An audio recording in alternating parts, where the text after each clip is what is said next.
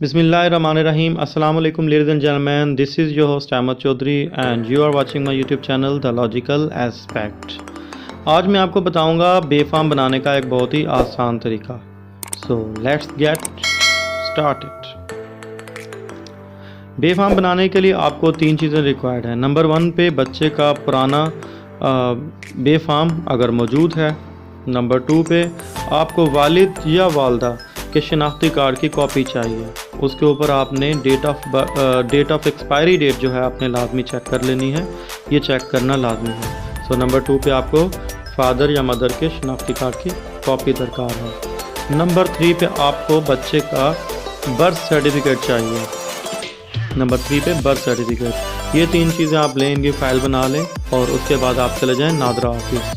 NADRA office आप जाएंगे तो वहाँ पर आपको मिलेंगी 2 कैटेगरीज फॉर्म जमा करवाने के लिए. तो नंबर 1 पे आती है नॉर्मल और नंबर 2 पे आती है अर्जेंट. अब नॉर्मल कैटेगरी जो है वो ये है कि इसकी फ़ीस है 150 रुपये से 200 रुपये के दरमियान में. I don't know exactly but आप अभी चेक कर सकते हैं, इसके दरमियान में ही होगी. और नॉर्मल कैटेगरी में अगर आप जमा करवाते हैं तो आपको 5 से 7 दिन के दरमियान में मिल जाएगा बेफार्म. और अगर आप अर्जेंट में जमा करवाते हैं जिसकी फ़ीस है 500 रुपीज़ और 500 फ़ीस जब आप पे करते हैं तो आपको एग्जेक्टिव का दर्जा मिल जाता है. उसका मतलब ये है कि आपका नंबर प्रमोट कर दिया जाता है दूसरे लोगों का टोकन या नंबर स्टॉप करके.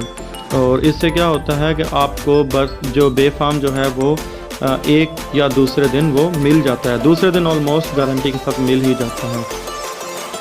तो इसका फ़ायदा ये है अर्जेंट का कि आपको रश का जो झंझट है उससे आप बच जाते हैं. 500 फ़ीस एक नॉर्मल फ़ीस है, आप इससे बच जाते हैं और आपका टाइम भी बहुत ज़्यादा बच जाता है. सो ये तरीका था बेफार्म बनाने का. होपफुली आपको पसंद आया होगा और आपको समझ आ गया होगा. So thank you so much. Channel को सब्सक्राइब कर दें, वीडियो को लाइक कर दें और शेयर कर दें.